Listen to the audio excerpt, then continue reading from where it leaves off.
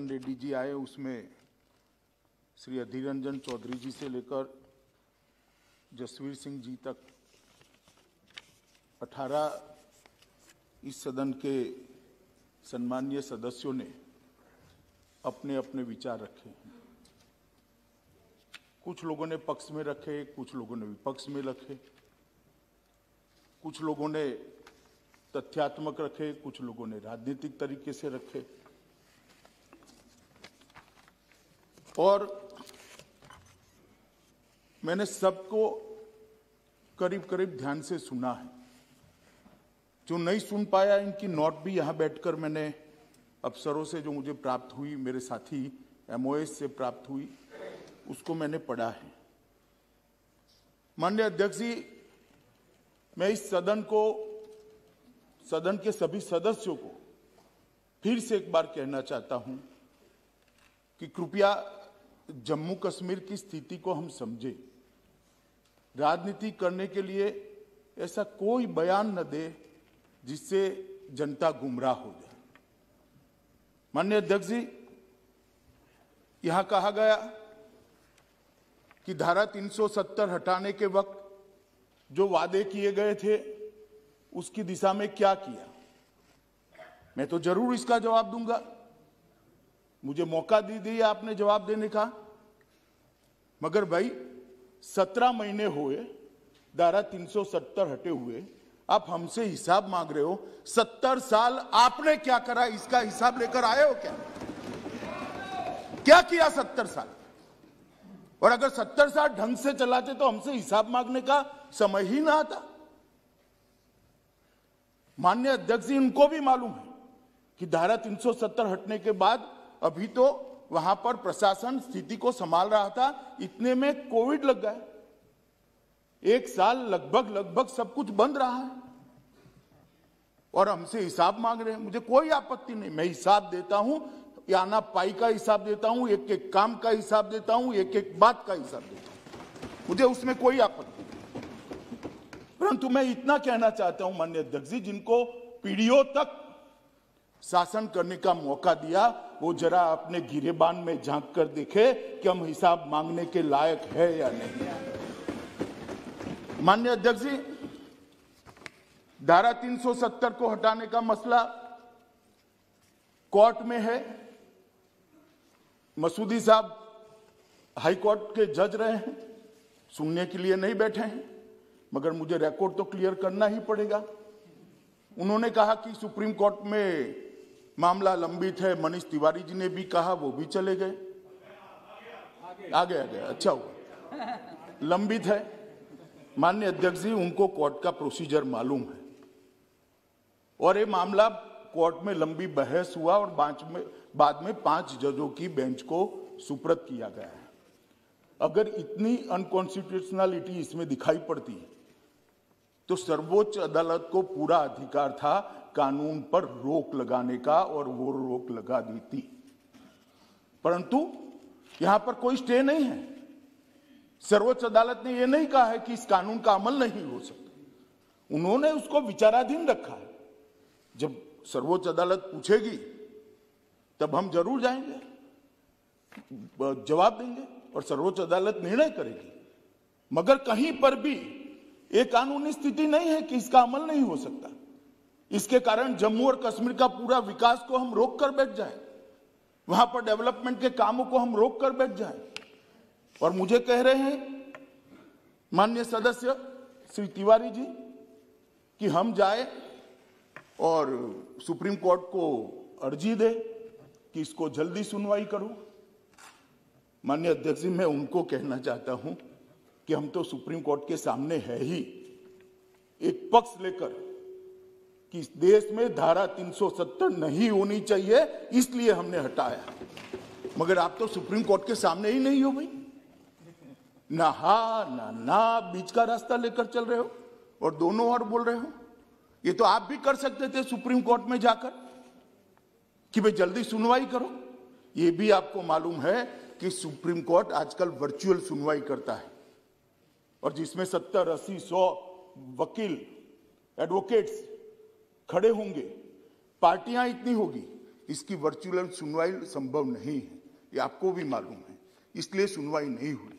इसका एक बड़े हिस्से का सुनवाई हो चुका है, 5 जज का बेंच भी बन चुका है, और जैसे ही सुप्रीम कोर्ट वर्चुअल सुनवाई के मोड से पुनः फिर से एक बार आमने सामने की सुनवाई करेगा, तब जरूर सुप्रीम कोर्ट अपनी प्रायोरिटी के हिसाब से इसको सुनेगा। मगर तब तक कोई काम ना करे क्या? ये किस प्रकार के उदाहरण इस सदन के अंदर दिए जाते हैं? माननीय अध्यक्ष जी, सदस्य टी सुमति और काफी सारे सदस्यों ने कहा कि ये बिल लाने का मतलब ही है कि अब जम्मू कश्मीर को स्टेटहुड नहीं मिलेगा। भाई, बिल को पायलट तो मैं कर रहा हूं, लेकर मैं आया हूं, मंशा मैंने स्पष्ट कही है, कहीं पर भी नहीं लिखा है कि स्टेटहुड इससे नहीं मिलेगा। आप कहां से ड्रॉ करते हो? आपकी मन की आशंकाओं को जम्मू कश्मीर की जनता पर क्यों थोप रहे हो? मैंने इसी सदन में कहा है और फिर से कहता हूं कि इस बिल का जम्मू कश्मीर के स्टेटहुड से कोई लेन देन नहीं है। उपयुक्त समय पर जम्मू कश्मीर को स्टेटहुड दिया जाएगा। और कह रहे हैं कि स्टेटहुड देना है तो एग्मूट में क्यों लेकर आए? जरा एग्मूट कैडर को ही समझ लेते।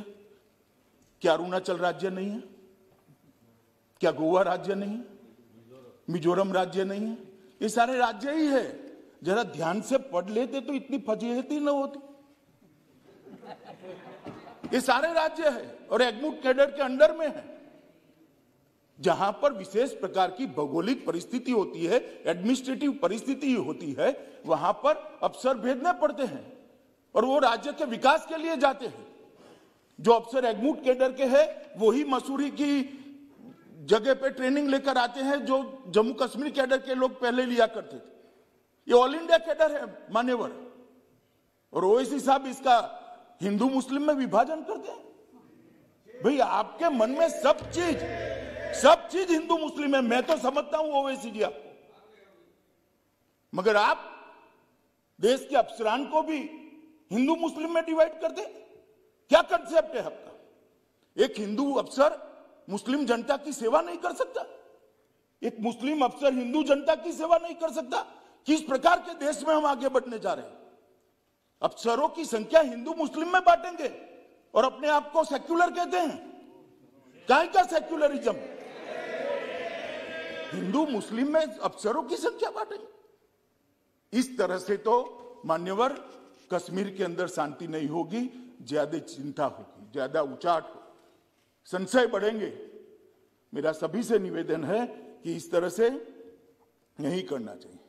अभी उन्होंने एक और निवेदन कर दिया मान्यवर कि 2G से 4G विदेशियों के दबाव में किया है। ओवैसी साहब को मालूम नहीं है, जिसका वो समर्थन करते थे वो यूपीए की सरकार चली गई है। ये नरेंद्र मोदी की भारतीय जनता पार्टी की सरकार है। इस देश के फैसले ये देश करता है, इस देश के फैसले इस देश की संसद करती है। कोई हम पर दबाव नहीं कर सकता। और हमने उसको इसलिए रिस्ट्रिक्ट किया था मान्यवर कि कुछ समझने के लिए समय चाहिए था। अब फाइन न फैलाई जाए इसके लिए एक समय चाहिए था। और आप हमें पूछ रहे हो भाई अधीर रंजन जी 2G और 4G, आपने तो मोबाइल ही बंद कर दिए थे और 20 साल तक बंद कर दिए थे। वाजपेयी जी की सरकार ने आकर 2G 4G छोड़ो, मोबाइल सर्विस ही बंद कर दी थी। कहां गए थे उस वक्त सारे अधिकार? मैं आपको पूछना चाहता हूं माननीय और आपके माध्यम से, कहां गए थे सारे अधिकार? जब विपक्ष में बैठते हैं तब अपने समय में क्या किया था वो भी तो थोड़ा याद रखना चाहिए, वरना फिर सुननी पड़ेगी। मान्यवर, ये हमें 4G और 2G का कह रहे। मैं अभी भी कहता हूं कि सबसे बड़ा नागरिक का अधिकार है सुख और शांति से रहने का, सलामती के साथ रहने का। सलामती जहां नहीं होगी वहां सारे अधिकारों का कोई मतलब नहीं। ये नई फैशन शुरू हो गई। मान्यवर, मैं कहना चाहता हूं कि ये जो लोग कह रहे हैं कि हम विदेश के दबाव में आकर कह रहे हैं, मैं उनको पूछना चाहता हूं कि किसके दबाव के अंदर धारा 370 को इतने समय तक चालू रखा आपने? ये तो जरा बता दीजिए, किसका दबाव था? कौन प्रेशराइज करता था? अभी किसी ने कह दिया बड़े बड़े साहित्यिक शब्दों के साथ कि शासन का जनता से वादा था, एक एग्रीमेंट था। भाई मैं तो एग्रीमेंट को बारीकी से पढ़ता हूं और मैं तो मानता हूं कि पूर्ववर्ती सरकारों ने भी जो वादे करे हैं उसको ध्यान से पढ़ने चाहिए और इसका अमल करना चाहिए। 370 के बारे में कहा गया कि 370 और 35 से वो देश की सरकार का जम्मू कश्मीर की जनता से एग्रीमेंट था। एग्रीमेंट जरूर था, मगर उसमें टेम्पररी शब्द आप भूल जाते हैं पढ़ने का। ये टेम्पररी था। और जो मेरा हिसाब पूछ रहे 17 महीने में स्टेटहुड कब दोगे, स्टेटहुड कब दोगे, स्टेटहुड कब दोगे, हम जरूर देंगे। मगर मैं उनको पूछना चाहता हूं, ये मैंने भी कहा है स्टेटहुड टेम्पररी है, और आप 17 महीने में हिसाब मांगते हो तो टेम्पररी 370 साल तक चली, उस वक्त क्यों हिसाब नहीं मांगते थे? एक टेम्पररी प्रोविजन कब तक टेम्पररी रहेगा? टेम्पररी प्रोविजन को क्यों उखाड़ नहीं देता यार? क्यों कोई पूछता नहीं था? क्योंकि वोट बैंक की राजनीति करनी थी। ये सरकार वोट बैंक की राजनीति से नहीं चलती। ये सरकार देश के हित में फैसले करती है। ये सरकार देश के भविष्य को सुधारने के लिए है। हम आएंगे जाएंगे, लोकतंत्र है, जीतेंगे हारेंगे, इसको ध्यान में रखकर देश के भविष्य को ताक पर हम नहीं रख सकते, न हम रखना चाहते। ये आपकी पॉलिसी है, आपको मुबारक हो। मान्यवर, इन्होंने कहा कि लोकल अफसरों का अधिकार चला जाएगा। मुझे कोई समझाए भला, देश भर में आईएएस आईपीएस अफसर भेजे जाते हैं, लोकल अफसरों का अधिकार चला जाता है क्या? चला जाता है तो जम्मू कश्मीर में कैसे चला जाएगा?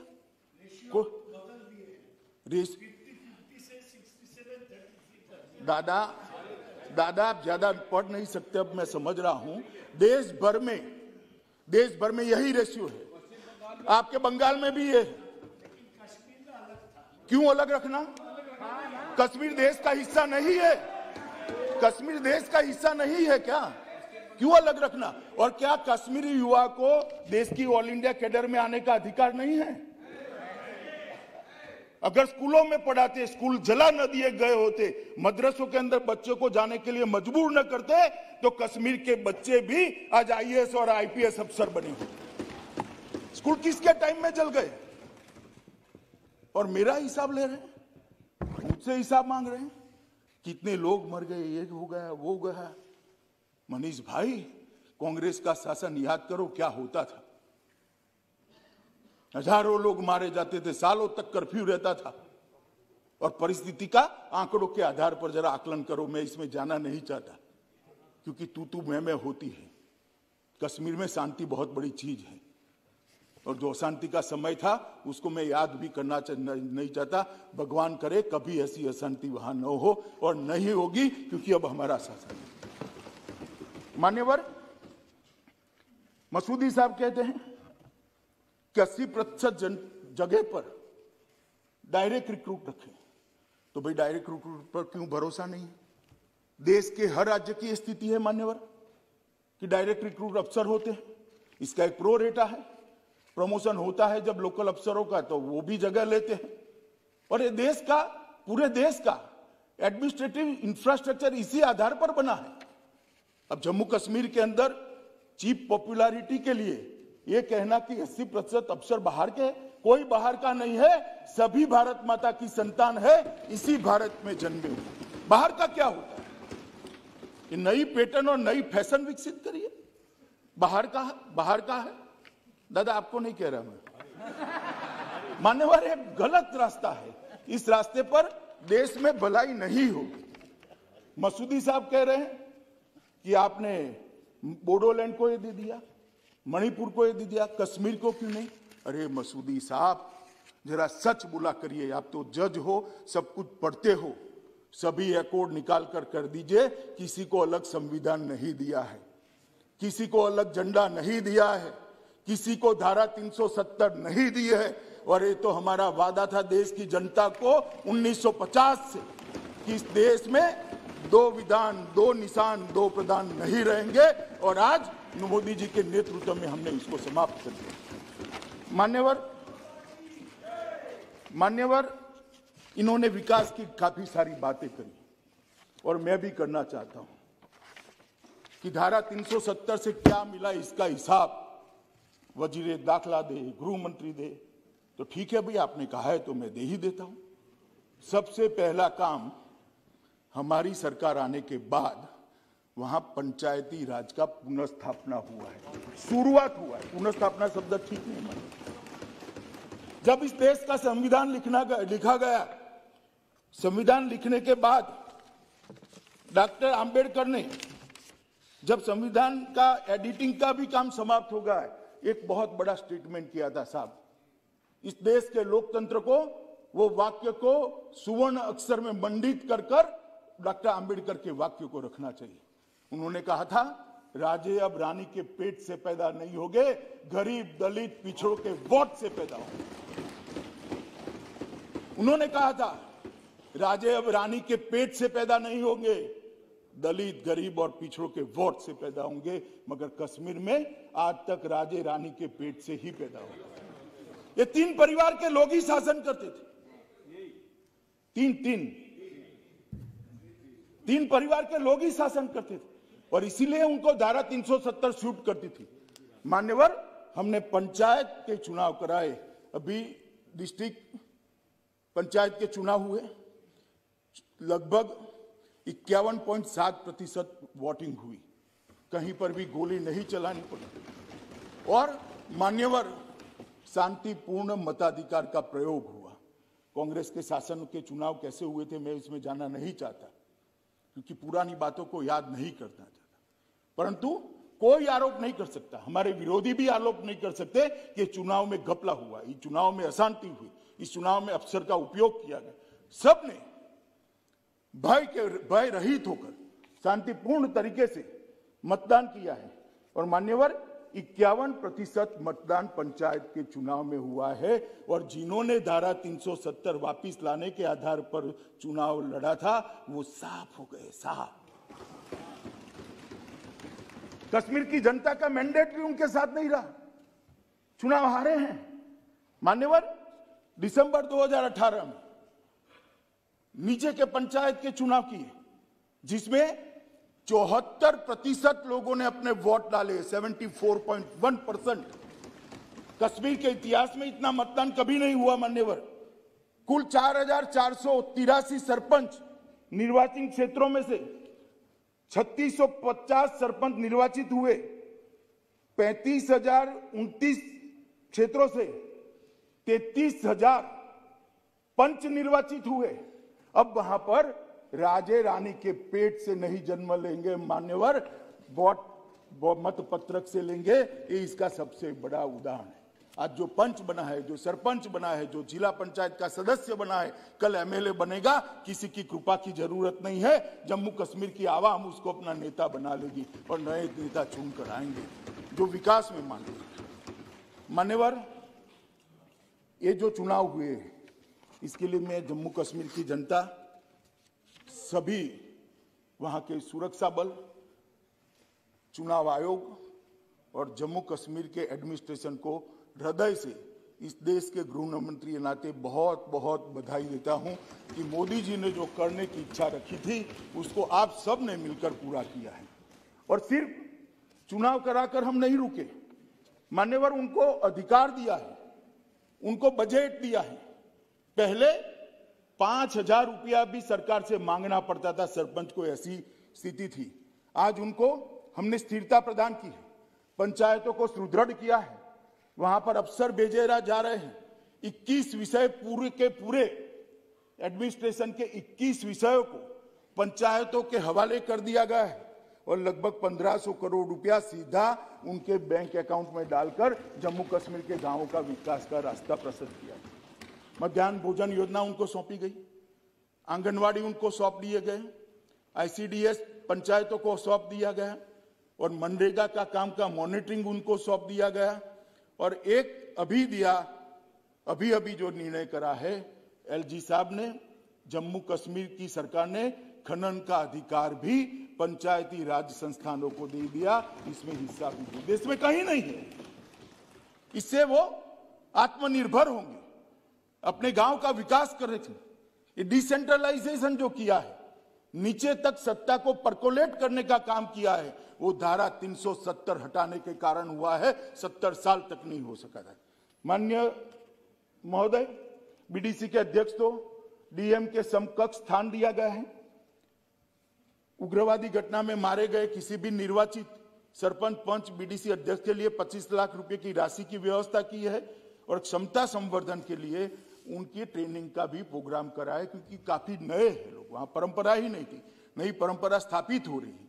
तो इनकी ट्रेनिंग की भी बड़ी व्यवस्था कर दी गई है और स्थानीय निकायों के चुनाव भी कराए गए। मैं इसकी बहुत डिटेल में नहीं जाना चाहता। मान्यवर कहते हैं कि क्या फर्क आया। फर्क मैं बताता हूं। पहले जम्मू और कश्मीर, जहां पर भी राजधानी होती थी श्रीनगर, वहां पर भी सारे अधिकार सेंट्रलाइज थे। अब अफसरान कभी गांव में नहीं जाते थे। चुने हुए प्रतिनिधि जाते थे, एमएलए जाते थे, मगर अफसरान नहीं जाते थे। हमने सारे राजपत्रित अधिकारियों को आवंटित पंचायत के अंदर 2 दिन और 1 रात का निवास करना कंपलसरी करा, माननीय अध्यक्ष जी, और वहां जाकर जमीनी स्थिति वो देखने लगे।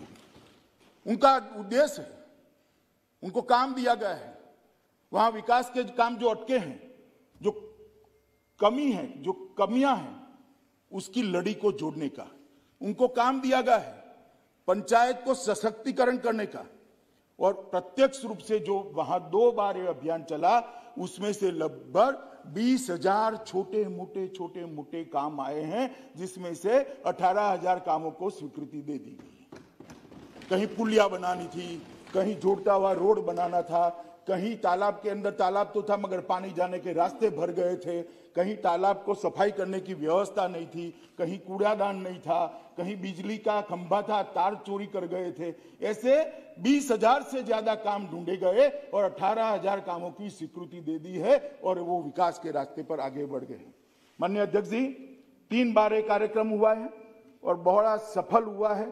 पूरे जम्मू और कश्मीर में इससे बड़ी जन भागीदारी नहीं हुई। 5 लाख से अधिक मृत्यु, जन्म, दिव्यांगता, अधिवास, ये प्रमाण पत्र वहीं मौके पर दिए गए। 5 लाख लोगों को जम्मू कश्मीर जाने की जरूरत, राजधानी में जाने की जरूरत नहीं है और ये निरंतर चलने वाला है। मान्यवर, ये पूछते हैं हमें क्या किया, इसलिए मैं बताता हूं।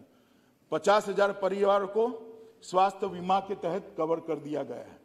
रोजगार के अंदर लगभग 10,000 युवाओं को कवर किया, 6,000 नए काम शुरू करे और 4,440 क्रिकेट और फुटबॉल की किटों को गांवों में पहुंचकर बच्चों के हाथ में बंदूक की जगह क्रिकेट का बैट हो, इसकी व्यवस्था हमने करी। और मेरा शहर मेरे गौरव के तहत ये शहरी विकास के लिए भी किया है। मान्यवर, विकास का काम को जहां तक गति देने का सवाल है, मोदी जी प्रधानमंत्री बने तब से जम्मू कश्मीर उच्चतम प्राथमिकता वाला क्षेत्र रहा है, क्योंकि जम्मू कश्मीर ने बहुत सहा है। उनके दर्द को मैं कुछ शब्दों में सिर्फ यहां बयान नहीं कर सकता। मान्यवर, बहुत सहा है। इसलिए लगभग प्रधानमंत्री विकास पैकेज पीएम योजना की जो घोषणा हुई, उसका पुनर्निर्माण और मेगा विकास का जो पैकेज था, इसके तहत 58,627 करोड़ रुपए की परिव्यय की 54 योजनाएं थी। 54 योजनाएं थी और लगभग उसको बढ़ाकर 26% और बढ़ाया गया। 20 परियोजनाएं, जिनमें से 7 केंद्रीय की थी, 13 संघ राज्य की थी, ये काफी हद तक पूरी हो चुकी है। तो 20 परियोजनाएं तो पूरी हो चुकी है 54 में से, और बाकी 8 परियोजनाएं ये लगभग मार्च के अंत के पहले पूरी हो जाएगी। तो 54 में से 28 परियोजनाओं को पूरा करने का काम हमने कर दिया है। आईआईटी जम्मू ने अपने परिसर में काम कर दिया है, शुरू कर दिया है। दोनों एम्स का निर्माण शुरू हो चुका है।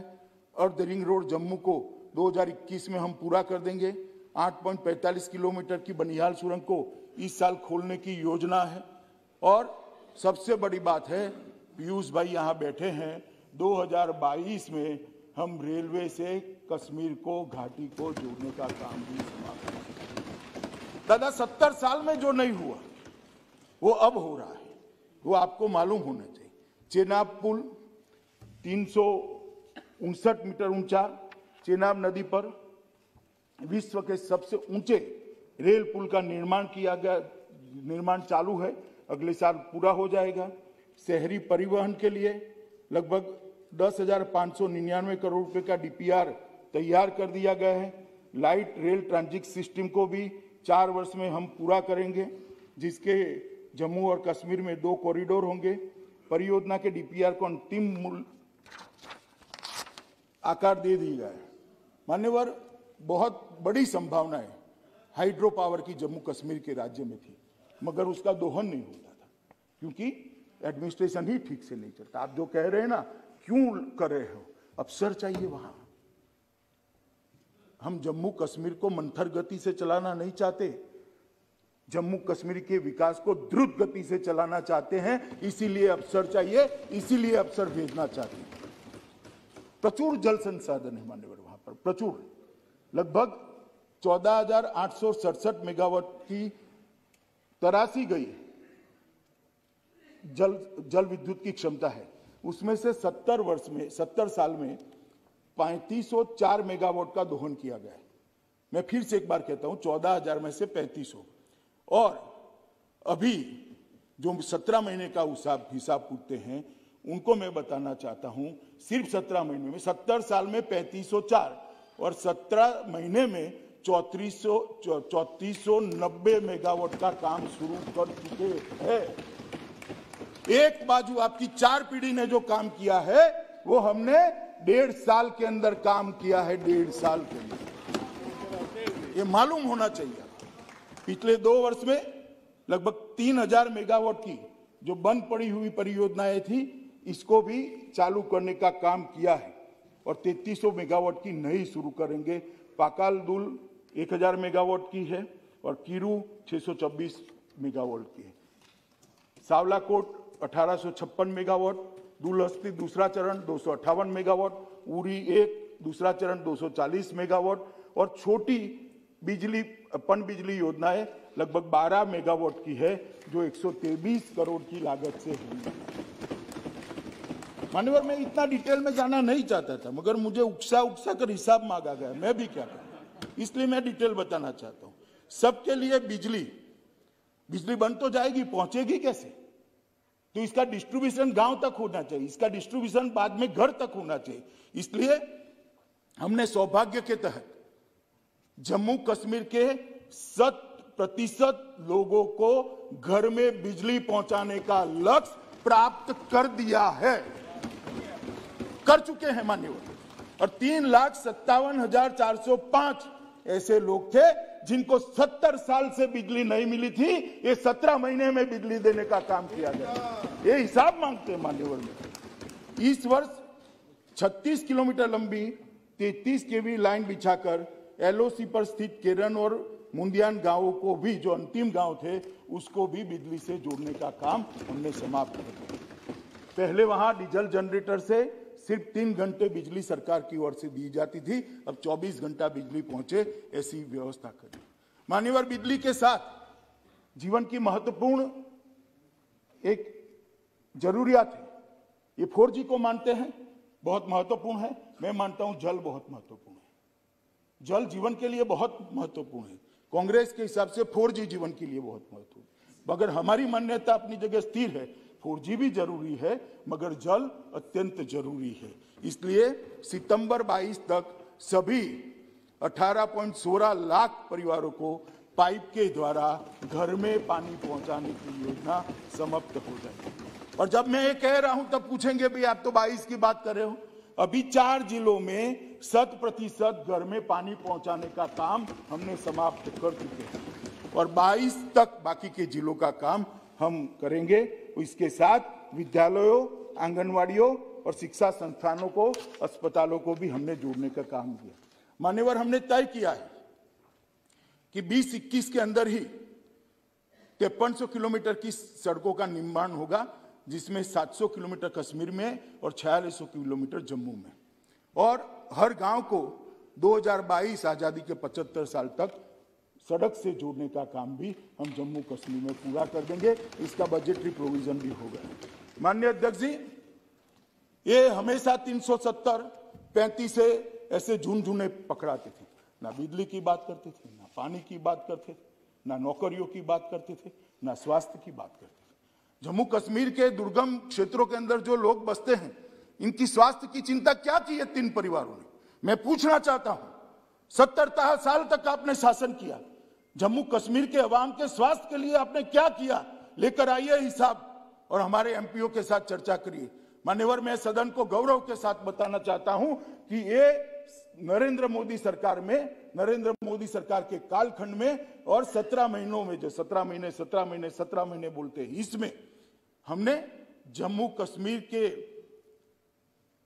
पीएमडीपी के तहत स्वास्थ्य मंत्रालय से 881 करोड़ रुपए की राशि ऑलरेडी भेज दी है, जिसमें से 754 करोड़ रुपए की राशि व्यय किया गया। मान्यवर, 75 परियोजनाएं पूरी हो गई है और 22 तक 39 परियोजनाएं पूरी हो जाएगी, जिसमें श्रीनगर में 500 बिस्तरों वाला नया अस्पताल, जम्मू में 200 बिस्तरों वाला नया मातृत्व अस्पताल, जम्मू में नए हड्डी और जोड़ के अस्पताल, जीएमसी जम्मू में 100 बिस्तर के आकस्मिक चिकित्सा ब्लॉक, जम्मू में बालक और बालिका छात्रावास का निर्माण जिसके तहत आता है। और माननीय अध्यक्ष जी, देश भर के 60 करोड़ गरीबों को मोदी सरकार ने आयुष्मान भारत का आशीर्वाद देकर 5 लाख रुपए तक का स्वास्थ्य फ्री ऑफ कॉस्ट दिया। मान्यवर, मसूदी साहब पूछते थे क्या किया जम्मू कश्मीर के साथ, क्या किया? एग्रीमेंट नहीं पढ़ते, शासन का एग्रीमेंट होता है जनता के साथ। अरे भाई, एग्रीमेंट तो कागज पर होता है, जम्मू कश्मीर तो हमारे दिल में है, दिल में। देश भर के अंदर मान्यवर 5 लाख तक की स्वास्थ्य योजना जो प्रधानमंत्री आयुष्मान भारत योजना से जानी जाती है, पीएम जय के नाम से जानी जाती है, वो गरीबों के लिए है। प्रधानमंत्री जी ने जम्मू कश्मीर के लिए सेहत योजना लाए। जम्मू कश्मीर में कोई करोड़पति हो या रोडपति हो, सड़क पर रहने वाला हो या बड़े से बड़े महल में रहने वाला हो, हर एक को 5 लाख तक की सुविधा आरोग्य की हमने देने का काम किया। और मान्यवर, मैं देखता था, मैं कार्यक्रम में उपस्थित था वर्चुअल तरीके से, लोगों की आंख में आंसू थे। एक बूढ़ी महिला कश्मीर घाटी की मां बता रही थी कि 70 साल तक हमारा किसी ने चिंता नहीं किया, नरेंद्र मोदी जी ने आकर हमारी चिंता की, अब मुझे इलाज कराने के लिए किसी के सामने हाथ फैलाने की जरूरत नहीं है, मेरी सरकार वहां बैठी है जो मेरा इलाज कराएगी। मान्यवर, ये जो हमने किया है, लगभग हर एक व्यक्ति को सेहत योजना के तहत कवरेज देने का काम किया है।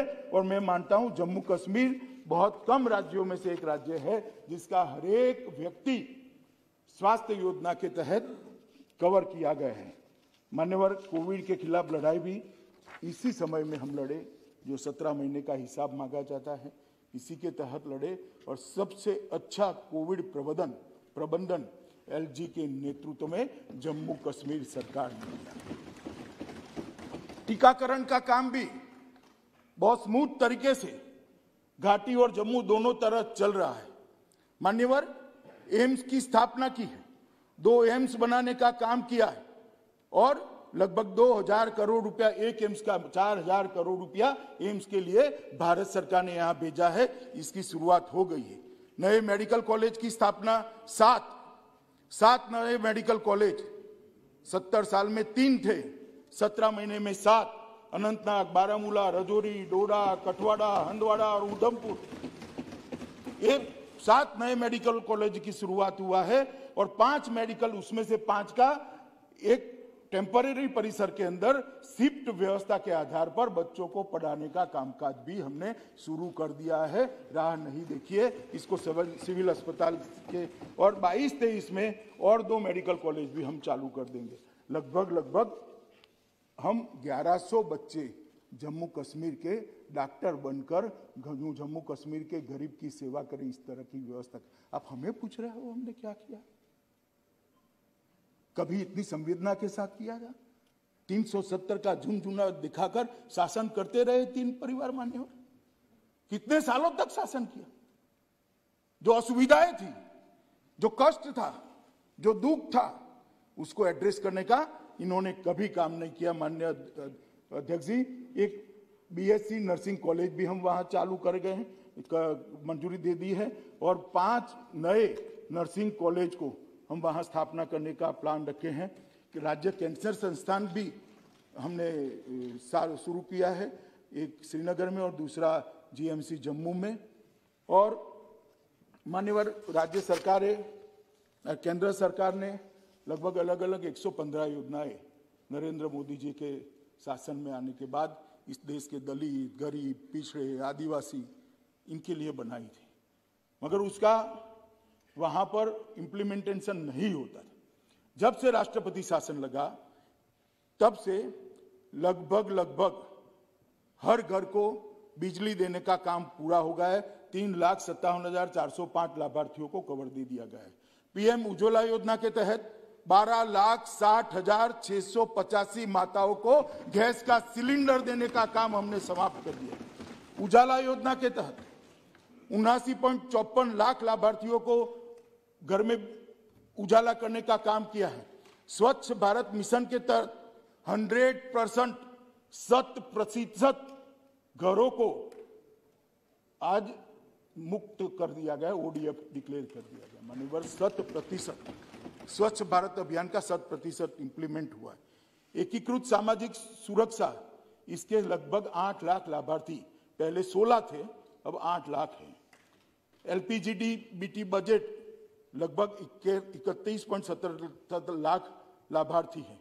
केसीसी ऋण और प्रधानमंत्री किसान योजना का लक्ष्य जो दिया गया था वो पूरा हो गया है। हर किसान को अब 6,000 रुपया उसके बैंक अकाउंट में किसी बिचौलिए के बगैर मिल रहा है, ट्रांसफर हो रहा है।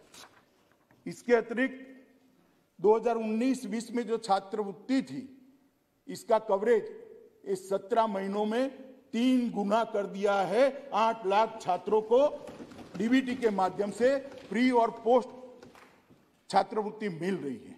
माननीय अध्यक्ष जी, चालू वर्ष के दौरान दिसंबर 2020 तक हमें लक्ष्य रखा है कि और 9.5 लाख लोगों को छात्रवृत्ति के कवरेज में लेकर आएंगे। मान्यवर मनीष जी ने कहा कि जम्मू में इतनी फैक्ट्रियां बंद हो गई हैं और ये इसी कालखंड में हो गई। मनीष जी, सिर्फ रिकॉर्ड क्लियर करने के लिए कह रहा हूं, ये फैक्ट्रियां बंद होने का जो रेंज है वो 18 साल का है। 18 साल में बंद हुई सभी फैक्ट्रियों का आंकड़ा आपने 17 महीनों के अकाउंट में डाल दिया है, तो रिकॉर्ड जरा क्लियर रहना चाहिए, है? नहीं, 18 साल से जितनी बंद हुई है उसका आंकड़ा इन्होंने 17 महीनों में डाल दिया, इसलिए मैं रिकॉर्ड क्लियर कर रहा हूं। मान्यवर, अब ये कहते थे कि 17 महीनों में क्या हुआ। जम्मू कश्मीर के उद्योग के लिए सबसे बड़ा हर्डल था, वहां कोई भी उद्योगपति उद्योग लगाना चाहे तो उसको भूमि नहीं मिल सकती थी। धारा 370 हटाई, उसके बाद में जमीन के कानून के हमने परिवर्तन किया और अब ऐसी स्थिति हुई है कि जम्मू कश्मीर के अंदर उद्योग लग पाए। 6 महीने पहले ही हम कानून लाए और अब मिल पाएगी, इसलिए उद्योग भी आएंगे। और उद्योग को आने के लिए सबसे अच्छा प्रोत्साहन पैकेज नरेंद्र मोदी जी की अगुवाई में भारत सरकार लाई है, अप्रूव किया है, और जम्मू कश्मीर सरकार ने भी इसको अप्रूव कर दिया है। मान्यवर, उनको मालूम है कि कोविड के कारण पूरे विश्व में मंदी है।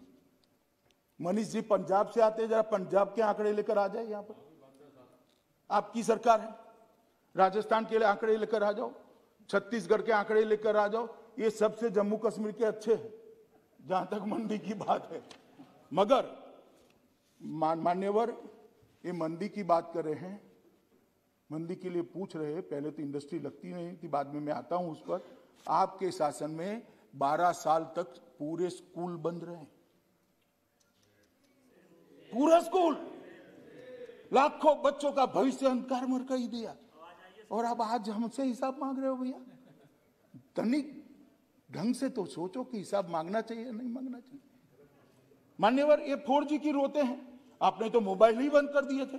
4G, 2G, 1G, 0G, कोई जी की शुरुआत, मोबाइल ही बंद था, सिम कार्ड ही बंद था। मान्यवर, और ये हमसे हिसाब मांग रहे हैं। हम जो मान्यवर योजना लेकर आए हैं, अब हमने एक वहां यही लोग यहां जो कहते हैं इंडस्ट्री नहीं आई, वहां जाकर अफवाह फैला रहे हैं कि आपकी जमीनें चली जाएगी। मैं जम्मू कश्मीर के आवाम को आश्वस्त करना चाहता हूं कि किसी की भी जमीन नहीं जानी है। सरकार के पास इतनी जमीन है कि जिसमें जम्मू कश्मीर विकास कर पाए, वहां इंडस्ट्री आ जाए। और अब सरकार की जमीन कोई राज करने वाला छीन नहीं सकता। ये नरेंद्र मोदी सरकार, ये जमीन आपके विकास के लिए है, आपके राज्य के उद्योग के लिए। ये जमीन को कोई नहीं छीन पाएगा। तो एक लैंड बैंक बनाइए। मैं आगे आता हूं इस विषय पर। मान्यवर, हम जो पैकेज योजना लाए हैं, इसके अंदर 28,400 करोड़ रुपया 2027-37 तक का पूरा इसका व्याप रखा है।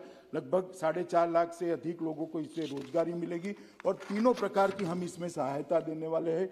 मान्यवर, जो उद्योग लगाएंगे, जो पूंजी लगाएंगे, जो उनकी वर्किंग कैपिटल होगी, इसको 500 करोड़ रुपए तक के ऋण पर लगभग जो ऋण होगा, इसको 6% ब्याज पर ही भारत सरकार देगी। 6%, जिससे उसको उद्योग लगाने में बड़ी सहायता हो जाएगी। जीएसटी के लिए भी हमने बहुत सारा अच्छा पैकेज में आयोजन किया है। जो उसके प्लांट एंड मशीनरी की वैल्यू होगी उद्योग की, इसके 300% तक उसको जीएसटी रिफंड किया जाएगा, पूरा का पूरा 300%। तो एक महीने में ये जितना 100 रुपया लगाएगा तो 300 रुपया इसको सरकार जीएसटी के माध्यम से वापस दे दी। मगर इसको हमने सब्सिडी इसलिए नहीं बनाया है, पूछेंगे फिर सब्सिडी क्यों नहीं बनाया, कि फर्जी उद्योग न लगे। मान्यवर, जीएसटी तभी भरा जाता है जब उद्योग चलता है। उद्योग चलता है तो रोजगारी मिलती है, उद्योग चलता है तो बिजली की खपत होती है, उद्योग चलता है तो बाकी एंसिलरी इंडस्ट्रीज भी लगती है। जो उद्योग चलाएगा उसको 100 रुपया लगाने पर 300 रुपया तक का जीएसटी वापस दे दिया जाएगा। मान्यवर, हमने उनको कैपिटल इन्वेस्टमेंट पर सब्सिडी देने का छोटे उद्योगों के लिए हमने प्रावधान किया है। और मैंने जो कहा लैंड बैंक, आपको आश्चर्य होगा कि 29,030 कैनाल का लैंड बैंक बनाया है जो सरकारी है। किसी भी जम्मू कश्मीर के व्यक्ति का कोई जमीन नहीं जाना है। ये 29,030 कैनाल जो है, इतना ही है कि अब हम इसके लिए रोशनी लेकर नहीं आएंगे, रोशनी लेकर अंधेरा नहीं करेंगे। आपने तो सरकारी जमीन जो थी रोशनी के नाम पर अपने चट्टो बट्टों में बांट दी। हमने उसका लैंड बैंक बनाया और अब इंडस्ट्री को देंगे तो इंडस्ट्री इसके अंदर विकसित होगी, रोजगार मिलेगा, बिजली की खपत बढ़ेगी, जीएसटी मिलेगा, रेवेन्यू मिलेगी और जम्मू कश्मीर एक आश्रित राज्य की जगह एक अपने आप पर आत्मनिर्भर राज्य बने। इस दिशा में हम आगे बढ़े। मान्यवर, ईज ऑफ डूइंग बिजनेस को भी हमने बहुत आगे बढ़ाया है। इसका मैं ज्यादा कहना नहीं चाहता। युवाओं के लिए नौकरियां त्वरित भर्ती अभियान भी हमने चालू कर दिया है। वर्ग 4 में 10,000 रिक्तियां चिन्हित की गई है और 8,575 रिक्तियों सेवा चयन बोर्ड के माध्यम से विज्ञापित कर दी गई है। मान्यवर, इसमें बहुत चिट्ठियां चलती थी, कितनी योग्यता है इसके आधार पर नौकरियां नहीं देते थे, चिट्ठियों से नौकरियां बांटी जाती थी। हमने ये सारी नौकरियों को सेवा चयन बोर्ड द्वारा ही विज्ञापन देकर भरने का निर्णय किया है और जो क्लास 3 और 4 है उसमें मेरिट से आधार पर नौकरी मिलेगी, कोई इंटरव्यू नहीं होगा। मान्यवर, लगभग 14,161 पदों के लिए सेवा चयन बोर्ड ने विज्ञापन कर दिया है और 2,050 पदों के लिए लिखित परीक्षा, मैं क्लास 1 और 2 की बात कर रहा हूं, शुरू हो गई है और 324 उम्मीदवारों का चयन कर दिया गया है। मान्यवर, लगभग हमारा अंदाज है कि कुल मिलाकर 2022 के पहले 25,000 से ज्यादा सरकारी नौकरियों का सृजन कर 25,000 युवाओं को हम पारदर्शिता के साथ नौकरी देंगे। मान्यवर, बैक टू विलेज कार्यक्रम के तहत जम्मू कश्मीर बैंक को 15,000 छोटे छोटे ऋण के मामले दिए गए और ये मामले पहले भी दिए जाते थे मगर सिर्फ सूची रह जाती थी। मुझे कहते हुए आनंद है कि लगभग 4600 महिला सहित 13,000 मामलों को लोन देने का काम भी 15,000 में से 13,000 मामलों को लोन देने का काम भी समाप्त कर लिया गया है। वो अपनी छोटी छोटी इकाइयां चालू कर रहे हैं। युवा उद्यमों के लिए 242 करोड़ का और लोन दिया गया है। मिशन यूथ के तहत भी ढेर सारे काम किए हैं। उनको क्रिकेट का, फुटबॉल का किट दिया गया है। बहुत सी चीजें मैं इतनी डिटेल में जाना नहीं चाहता। आविष्कार, नवाचार और इंक्यूबेशन और प्रशिक्षण केंद्र, इसके माध्यम से भी हम क्षमता निर्माण का काम को आगे बढ़ा रहे हैं। आईटी टावर्स जम्मू और कश्मीर में दोनों जगह, श्रीनगर और जम्मू दोनों जगह ग्रामीण बीपीओ भी स्थापित किए जाएंगे। आईटी टावर्स भी बढ़ाए जाएंगे और जो हस्ताक्षर किए हैं, मुझे पूरा विश्वास है कि 1 साल के अंदर ये आईटी टावर अपना काम करते रहेंगे। महत्वपूर्ण सुधार भी बहुत किए हैं, चाहे वो विद्युत का क्षेत्र हो, एडमिनिस्ट्रेशन का क्षेत्र हो और वित्तीय सुधार का हो। जम्मू कश्मीर में मान्यवर सबसे बड़ी तकलीफ थी, कोई सुनवाई नहीं होती थी। जो सरकार आती थी उसके लोगों की ही सुनवाई होती थी। अभी एक वैज्ञानिक तरीके से जम्मू कश्मीर एलजी ने अपने खुद के स्तर पर संस्थागत तंत्र और व्यक्तिगत बैठकें कर तहसील तक की सभी फरियादें जम्मू कश्मीर एलजी तक आ जाए, इस प्रकार का एक साइंटिफिक खाका तैयार किया है। इससे छोटे से छोटे व्यक्ति की यहाँ पर फरियादों की सुनवाई की जाए। और इसीलिए मैं कहता हूँ कि ये जो अंबेडकर जी का एक बहुत महत्वपूर्ण वाक्य है कि राजे रानी के पेट से नहीं आने चाहिए, जनता के वोट से आने चाहिए। जब रानी के पेट से राजा आता है तब जनता की दरोकार नहीं करता है, जनता की सरोकार भी नहीं करता है, ना उसकी सुनवाई करते हैं। मगर वोटों से चुने हुए लोग जब बैठते हैं, हमारे जम्मू कश्मीर के एलजी पर दादा ने टिप्पणी की, मैं इतना ही कहना चाहता हूं, दादा आप भी पार्टी न बदले होते तो आज तक कई बार हार चुके होते।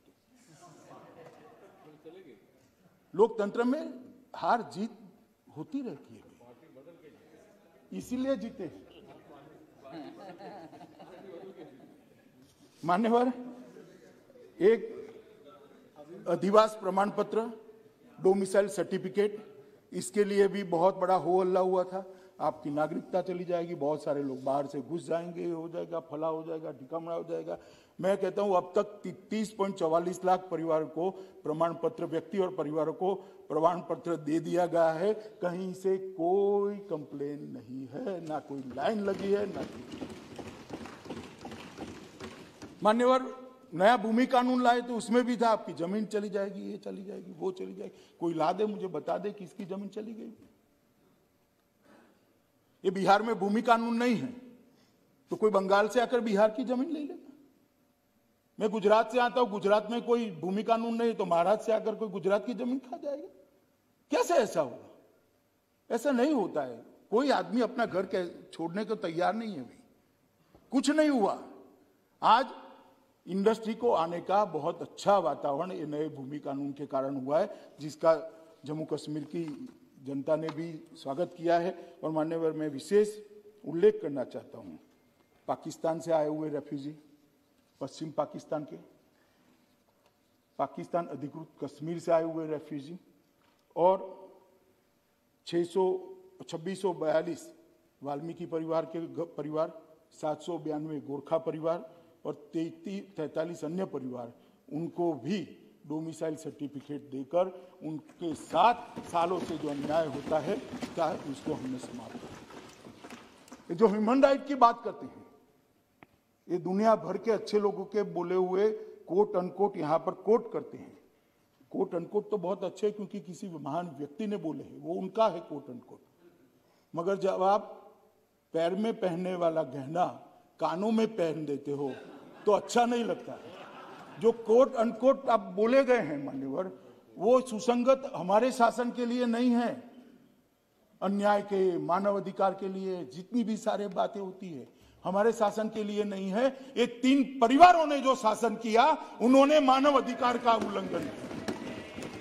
क्या मानव अधिकार कुछ लोगों के लिए सीमित है। पाकिस्तान से जो देश की शरण में आए उनके लिए सीमित नहीं है। जो कश्मीरी पंडित भगा दिए गए उनके लिए सीमित नहीं है, इनके लिए नहीं है। जो सूफी संत भगा दिए गए उनके लिए नहीं है। जो वाल्मीकि लोग वहां से 70 साल से मताधिकार प्राप्त नहीं करते थे, उनके मानवाधिकार नहीं है। क्यों उनके लिए आपके मन में भावनाएं नहीं आती हैं? क्योंकि वो आपका वोट बैंक नहीं है। मानव अधिकार को वोट बैंक की नजर से देखना आपका काम है। हम मानव अधिकार को मानव अधिकार की दृष्टि से, कितना भी विरोध हो, साहस नहीं है अपने ये कहने का कि वाल्मीकि को वहां मताधिकार मिलना चाहिए था। जो पाकिस्तान से शरण में आया है उसको मताधिकार मिलना चाहिए कहने का साहस नहीं है आप में, क्योंकि आप चुनाव लड़ना चाहते हो, चुनाव जीतना चाहते हो। आप में साहस नहीं है कि वाल्मीकि माता चौथी पीढ़ी आ गई, उसको नौकरी नहीं मिल सकती ना, वाल्मीकि बच्ची को नौकरी नहीं मिल सकती, इसका अधिकार नहीं। इसके मानव अधिकार के पास आपके लिए शब्द भी नहीं है, संवेदना भी नहीं है, मगर हमारे लिए शब्द भी है, कृति भी है और संवेदना भी। मान्यवर, रोशनी जैसे कानूनों को रद्द कर दिया गया, भ्रष्टाचार पर कार्यवाही हो रही है, क्योंकि पहले भ्रष्टाचार का कानून ही नहीं था। वहां ये पूछ रहे हैं ना 370 क्यों होता है? वहां पर रिजर्वेशन नहीं होता था, वहां महिलाओं को अधिकार नहीं था, वाल्मीकि लोगों को अधिकार नहीं था, ट्राइबल को अधिकार नहीं था, ओबीसी को अधिकार नहीं था, भ्रष्टाचार पर रोक नहीं थी, क्योंकि भ्रष्टाचार करना था, क्यों रोक लगाना? ढेर सारे कानून, देश के अच्छे बने हुए कानून, दहेज के लिए कोई कानून नहीं था। और आप हमें समझा रहे हो कि 370 को क्यों हटाया? मान्यवर, पाक अधिकृत जम्मू कश्मीर के लगभग 26,319 विस्थापित और 5300 विस्थापित जो युद्ध के समय आए, छंब के 10,065 विस्थापित, पश्चिमी पाकिस्तान के 5,764 विस्थापित, कश्मीरी प्रवासी जिसको बहुत संवेदना के साथ अपने अधीर रंजन जी बता रहे थे, 44,000 कश्मीरी पंडित। मैं आज उनको बताना चाहता हूं कि यही नरेंद्र मोदी जी के शासन में कश्मीरी पंडितों को हर परिवार को राहत कार्ड जिसके पास है उसको 13,000 रुपया हर महीना सरकार देती है। ये हमारे समय में विस्थापित नहीं हुए, कांग्रेस का शासन था, उसकी सुरक्षा नहीं कर पाई, इसलिए विस्थापित अपने देश में ही विस्थापित होकर रह गए थे। इनको 13,000 हम देते, निःशुल्क राशन देते हैं। पुनर्वास के अंक के रूप में कश्मीर घाटी में 3,000 नौकरियां दे दी गई है, 88 नौकरियों का चयन प्रक्रिया चालू है और ये 6,000 लोगों को कश्मीर घाटी में घर के साथ 2022 के साथ हम बसा देंगे और वर्षों पुराना हमारा स्वप्न समाप्त। 3,000 लोगों को दे चुके हैं निरंजन जी नौकरी, ऑलरेडी दे चुके हैं। 70 साल में एक दिया है तो बताओ, एक। और 6,000 लोगों का घर बनाने की योजना भी, जमीन भी आवंटन कर दी है, बजट का भी आवंटन हो गया, प्रक्रिया चालू हो गई। और प्रोफेशनल कॉलेज में दाखिले के लिए देश भर में रिजर्वेशन किया गया है। मान्यवर, पहाड़ी भाषी जनसंख्या के 1,74,000 लोगों को आरक्षण नियम संशोधित कर 4% आरक्षण ये 370 हटने के कारण मिला है। अंतर्राष्ट्रीय सीमा के पास के गांवों के 17,000 लोगों को यही सदन में मैं ही बिल लेकर आया था, जिनको रिजर्वेशन दिया है, पहले नहीं दे सकते थे। आर्थिक रूप से कमजोर वर्ग को 1.16 लाख लोगों को अब आरक्षण का लाभ मिलना शुरू हो गया है, क्योंकि 1.16 लाख बीपीएल परिवार को 10% आरक्षण का लाभ मिल रहा है, जो 370 के कारण नहीं मिलता था। 1,500 सफाई कर्मचारी परिवारों को पूरा अधिकार देने का काम किया है। आप हमें पूछ रहे हो क्या किया? मान्यवर, 370 जाने से जम्मू कश्मीर में किसी के साथ अन्याय हो इस संभावना को ही समाप्त कर दिया गया है।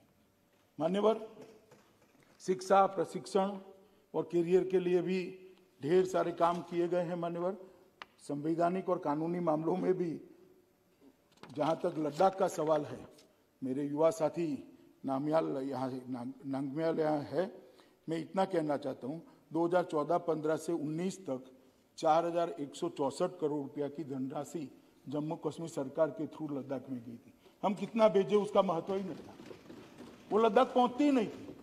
तो 14 से 19 के बीच में 4164 और 31/10/19 मतलब 370 जाने के बाद अधीर रंजन जी 31/3/20 तक 3/20 तक 3518 करोड़ रुपया ऑलरेडी हम भेज चुके हैं। जो 5 साल में मिलता था वो 17 महीनों में मिला है लद्दाख वालों को। मान्यवर, इतना ही नहीं है, लद्दाख को 2 नए डिग्री कॉलेज दिए गए हैं, नए एयरपोर्ट टर्मिनल और जिला अस्पताल का अपग्रेडेशन का काम शुरू हो गया। सब 17 महीने में ही हुआ। सुमति जी, लद्दाख के पर्यटन को बढ़ावा देने के लिए 5 नए टूरिस्ट सर्किट भारत सरकार ने बनाए हैं, 5 नए ट्रैकिंग रूट्स भी खोले गए हैं। सुदूर क्षेत्रों में सब्सिडाइज हेलीकॉप्टर की व्यवस्था शुरू कर दी गई जिससे टूरिज्म बढ़े। लगभग लद्दाख में 7500 मेगावाट क्षमता वाला देश का सबसे बड़ा सौर ऊर्जा यंत्र लगाने की कार्यवाही भी शुरू कर दी गई है। जो लद्दाख के लोगों की लाइफलाइन होगी, ढेर सारे लोगों को रोजगारी मिलेगी। परंपरागत चिकित्सा प्रणाली उसको रिवाइव किया गया है। National institute for Sowa Rigpa की स्थापना नवंबर 2019 की कैबिनेट में कर दी गई है। कारगिल हवाई अड्डे के व्यवहार्यता अध्ययन फिजिबिलिटी स्टडी के लिए लद्दाख प्रशासन और अपने विमानपत्तन विभाग इसके साथ एग्रीमेंट हुआ है। Mission integrated development of horticulture के तहत 28,870 ऐसे पौधे जो ठंडी में भी जिंदा रह पाए उनको लगाने का काम किया गया है। ई गवर्नेंस की दिशा में गांव तक ई गवर्नेंस पहुंचे, इसके लिए ढेर सारी सुविधाएं कई ई स्टैम्प शुरू कर दिया है, ई कोर्ट फी शुरू कर दी है।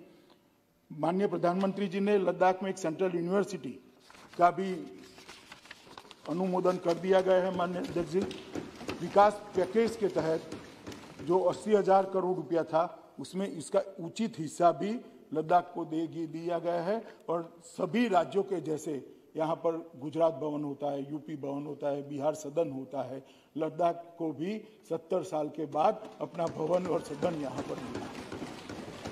भारत सरकार की कई सारी योजनाएं वहाँ पर थी, उसमें लगभग 80% कवरेज कर दिया गया है। रोड कनेक्टिविटी में सुधार के लिए 11 पुलों और 578 किलोमीटर रोड का काम हाथ पे लिया गया है।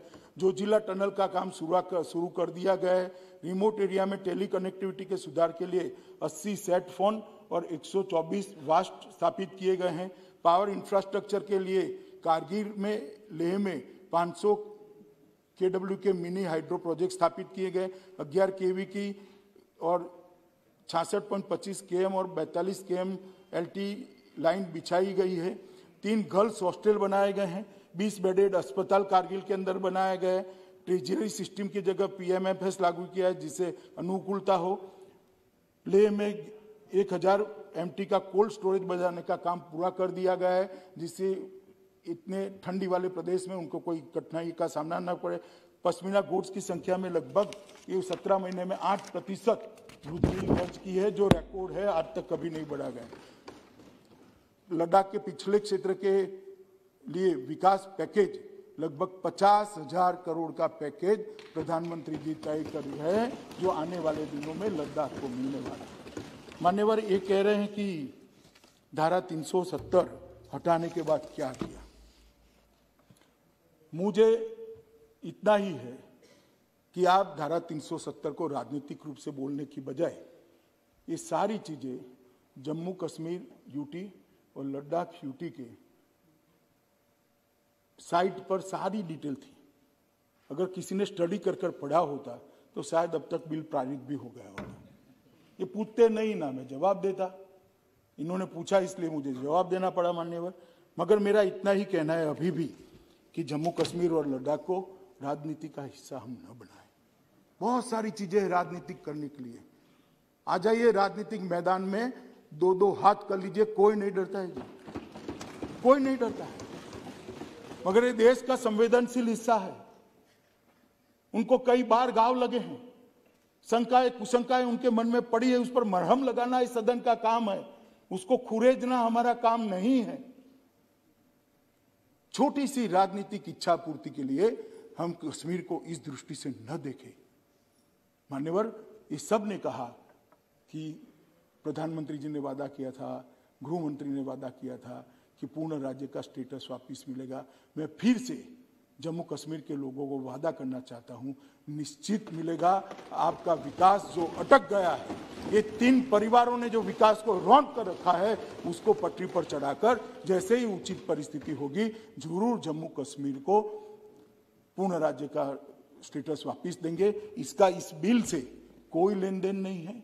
ये बिल से पूर्ण राज्य वापस आने की कोई संभावना समाप्त नहीं होती है। इतनी स्पष्टता कर कर फिर से एक बार जम्मू कश्मीर के अवाम और लद्दाख के लोगों को मैं कहना चाहता हूं, नरेंद्र मोदी सरकार परिपत्रों से नहीं चलती है। नरेंद्र मोदी सरकार कानूनों से नहीं चलती है। नरेंद्र मोदी सरकार योजना से नहीं चलती है। नरेंद्र मोदी सरकार भावना से चलती है। और हम मानते हैं कि जम्मू कश्मीर हमारा है, आप हमारे हो, ये पूरा देश आपका है और आपके साथ पूरा देश खड़ा है। इतना विश्वास देकर मैं मेरी बात को समाप्त करता हूं और पूरे सदन को मैं विनंती करता हूं, कम से कम ये बिल को सर्वानुमत से हम पारित करें। इतना ही मेरा निवेदन है।